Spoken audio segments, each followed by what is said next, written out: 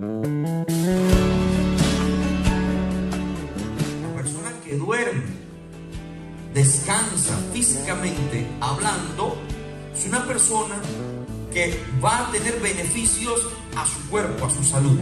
Pero en lo que concierne al espíritu, si esa persona está dormida espiritualmente, traerá, en vez de beneficios, consecuencias. Nada positivo, es todo lo contrario.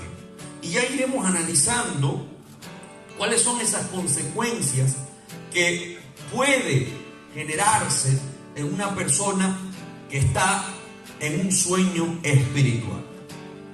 Cuando nos dormimos en el ámbito espiritual, traeremos grandes desgracias, porque nos vamos a convertir en personas que ignoran el mundo espiritual.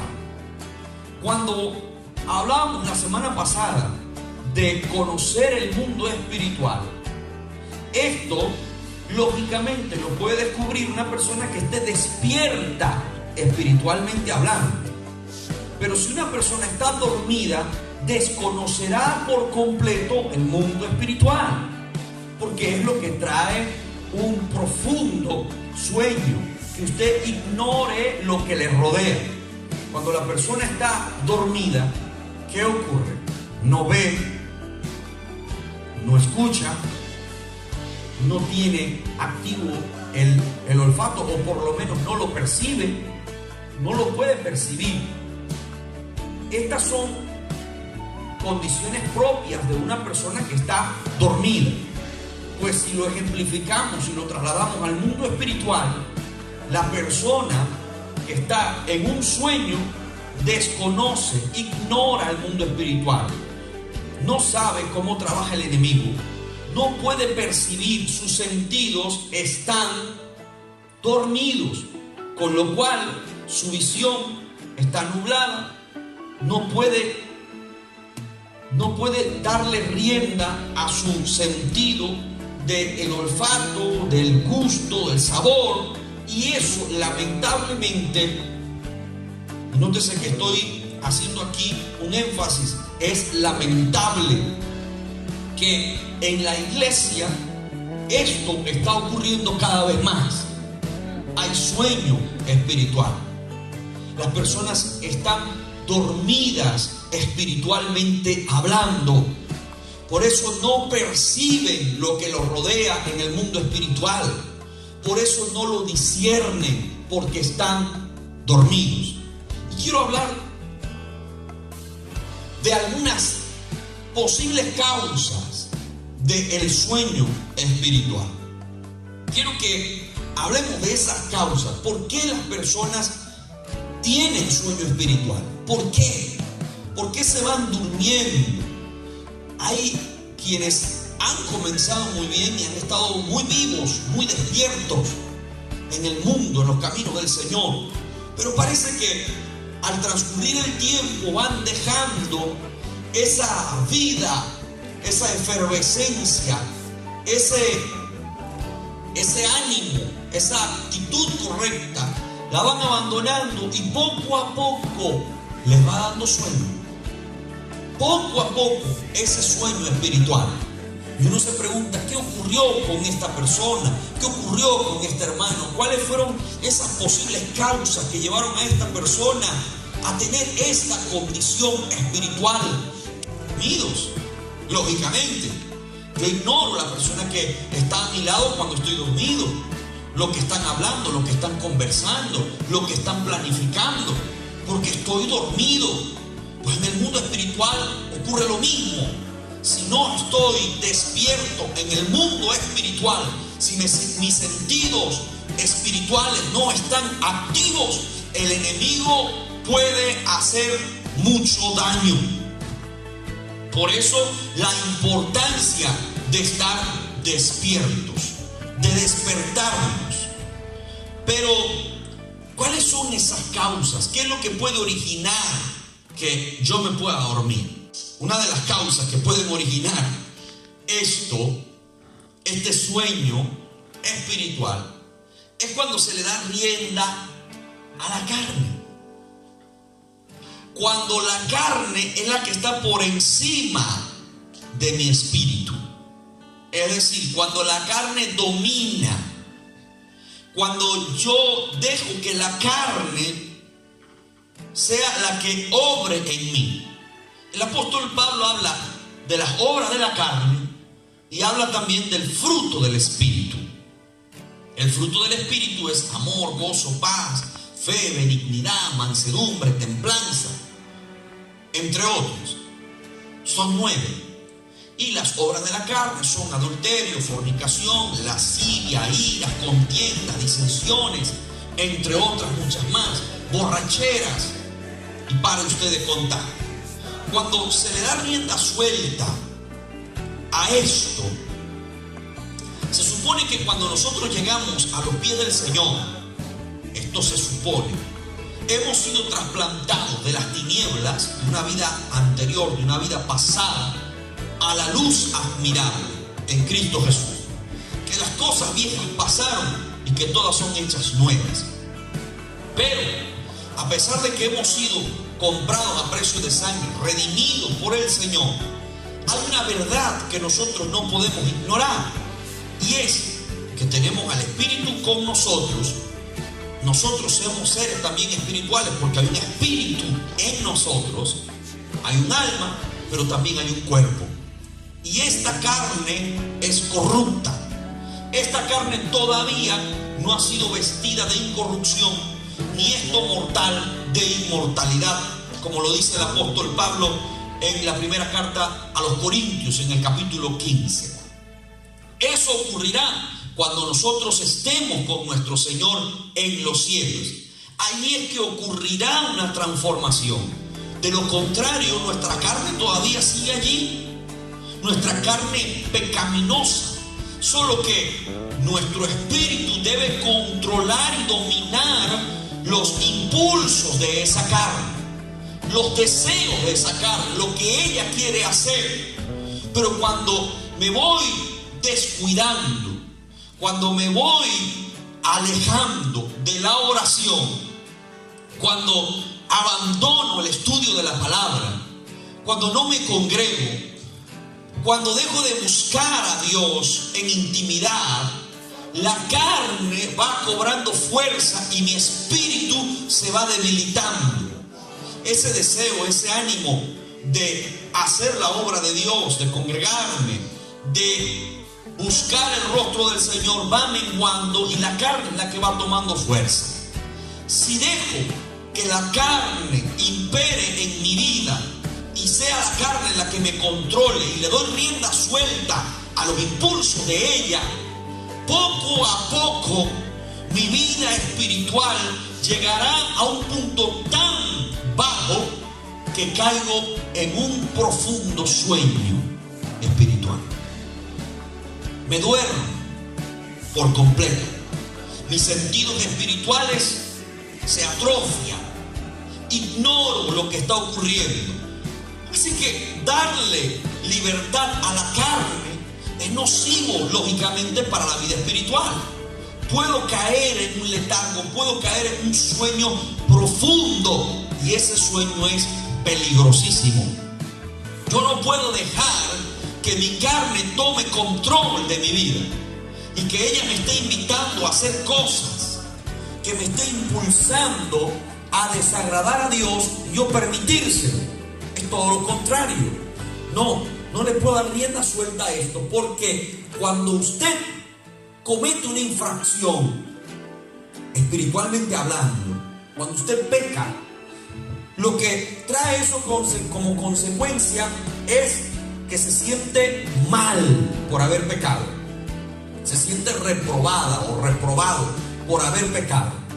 Eso a su vez trae como consecuencia de que, como usted se siente mal porque pecó, ahora dice: no quiero ir a la iglesia porque pequé, o no quiero orar porque le fallé a Dios, porque pequé en algo.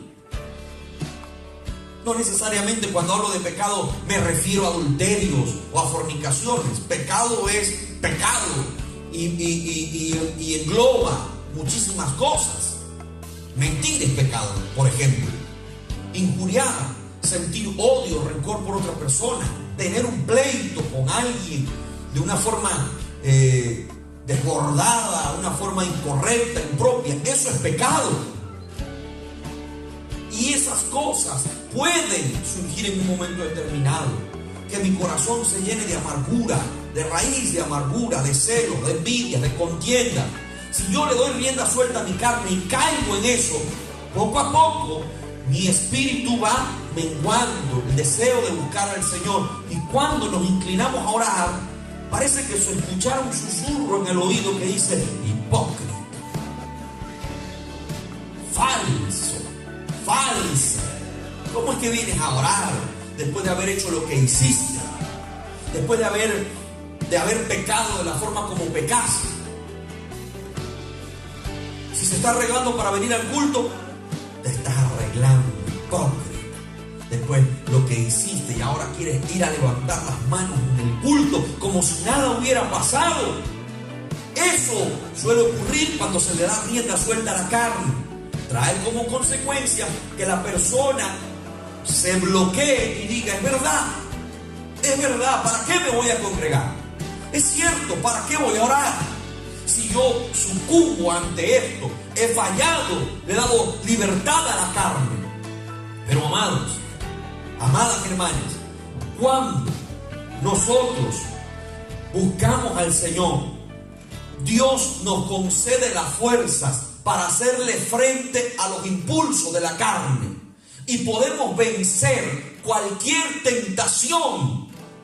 Es decir, ahora la carne, el pecado mismo, en el sentido estricto de la palabra, no tiene dominio sobre mí, sino que yo controlo la situación. Yo decido. Esa es la libertad de la cual habla el apóstol Pablo a los Gálatas. Él le dice en el capítulo 5 de Gálatas, dice: estad pues firmes en la libertad con la que Cristo os hizo libres, y no estéis otra vez sujetos al yugo de esclavitud, al pecado.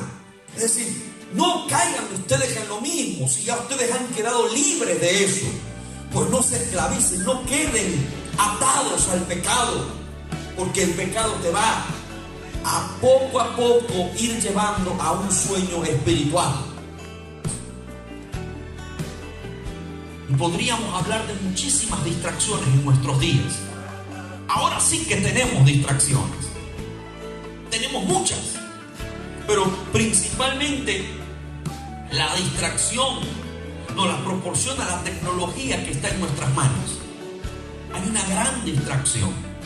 La gente está distraída porque le dedica muchísimo tiempo al Facebook, por ejemplo.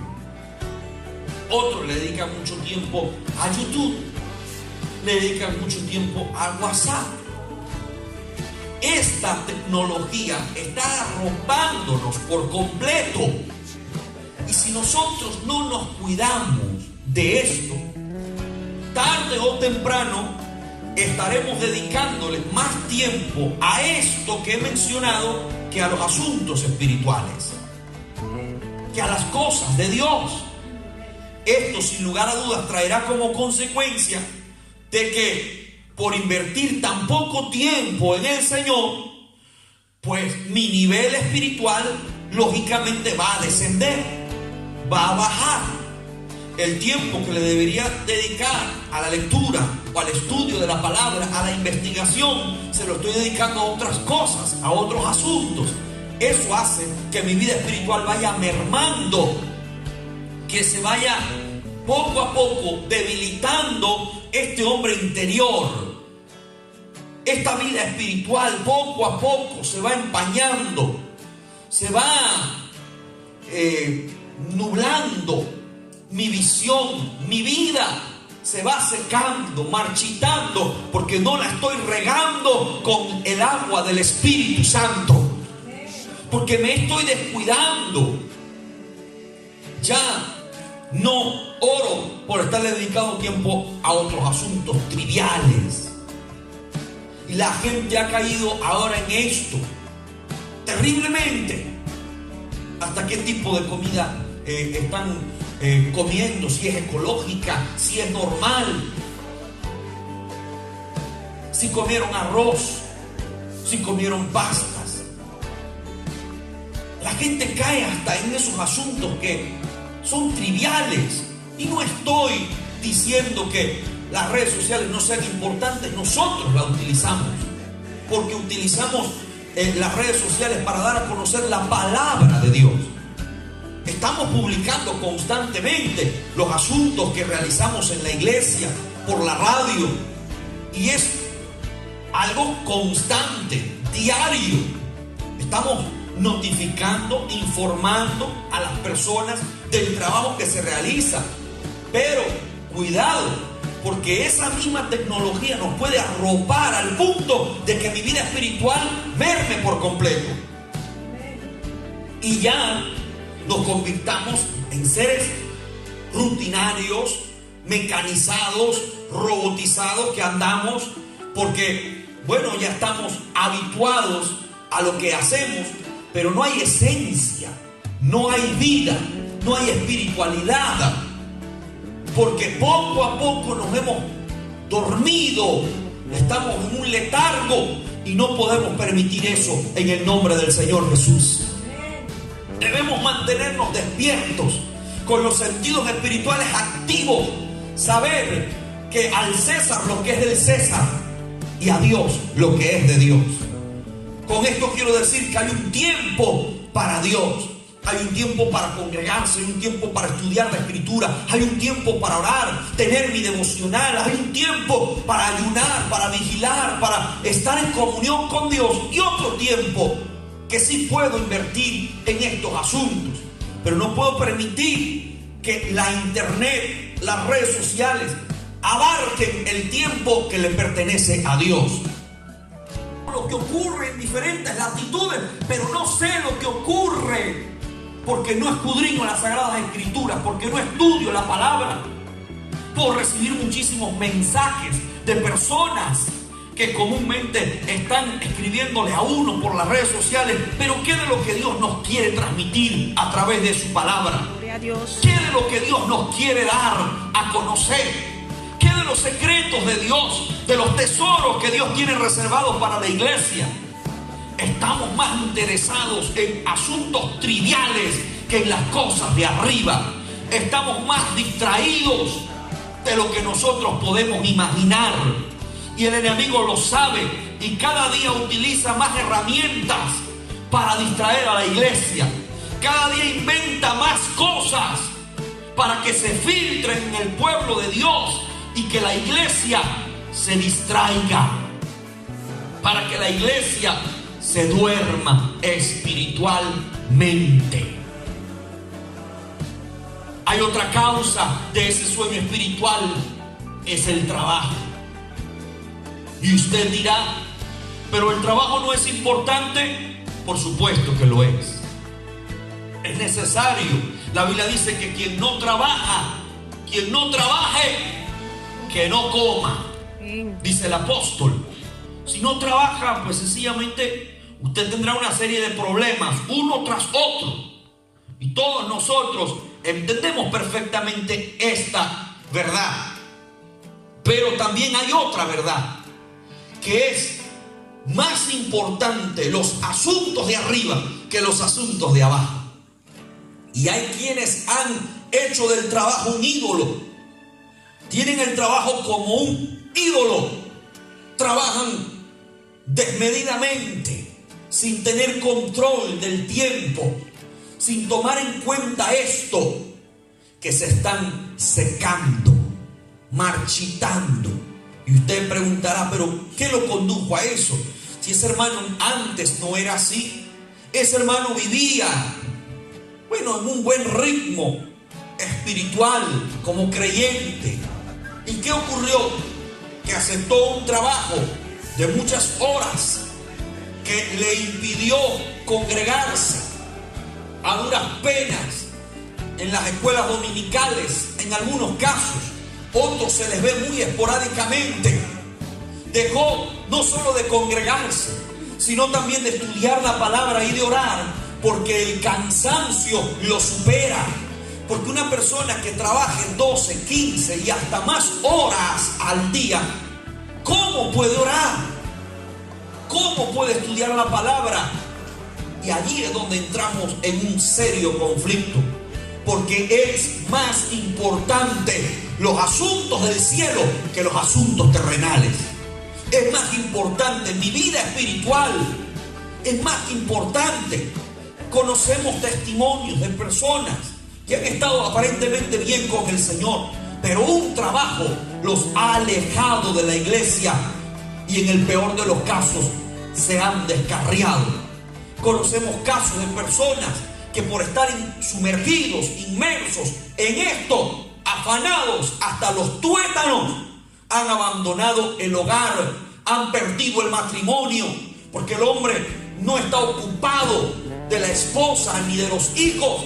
Y después suelen venir los reproches familiares, los problemas de los hijos con los padres, y en gran medida porque el padre no le dedicó el tiempo que debería dedicar. ¿Es necesario el trabajo? Claro que sí, es importante, pero sin descuidar lo más importante. Yo debo mantener un equilibrio, debo tener un trabajo, sí, pero ese trabajo me está secando, me está matando espiritualmente, estoy dormido espiritualmente. Ahora ya no percibo lo que antes percibía. Cuidado con eso, porque puede ser un síntoma que nos indica que esa persona está dormida espiritualmente. ¡Aleluya! Pues los que duermen de noche duermen, y los que se embriagan de noche se embriagan. Pero nosotros que somos del día, ¿cuántos dicen amén a eso? Amén. Aleluya. Seamos sobrios, habiéndonos vestido con la coraza de fe y de amor, y con la esperanza de salvación como yelmo. Nosotros somos de la luz, no somos de la noche. Nosotros estamos despiertos en Cristo Jesús y no dormimos como los demás. Así dice el apóstol Pablo. No durmamos como otros que están durmiendo. Ya en el tiempo de Pablo había muchos que dormían, espiritualmente hablando. Aleluya. Nosotros debemos estar alerta, velando, cual centinelas, porque los tiempos que vivimos son difíciles. Y si algo no podía hacer una atalaya, era dormirse. Yo quiero decirle, amada hermana, que nosotros somos atalayas en Cristo Jesús. Somos atalayas en el Señor, que debemos velar en todo momento, porque los tiempos que vivimos son difíciles. Vivimos tiempos de apostasía, y lo que menos debe estar la iglesia es dormida. Vivimos tiempos de idolatría, vivimos tiempos de perversión, de maldad, de tantas cosas terribles, y la iglesia debe estar despierta. La iglesia debe estar de pie. La iglesia debe estar, aleluya, apercibida con los sentidos espirituales y con el discernimiento espiritual suficiente como para comprender que no nos podemos quedar callados ni sentados. Debemos salir al frente de batalla. La iglesia tiene que levantarse. La iglesia tiene que despertar, porque anda el león rugiente buscando a quien devorar. Pero la iglesia, si se levanta, si la iglesia se despierta, podrá hacerle frente a cualquier situación. Por tanto, no durmamos como los demás, sino velemos y seamos sobrios, porque el mismo Señor, con voz de arcángel, con trompeta de Dios, descenderá del cielo.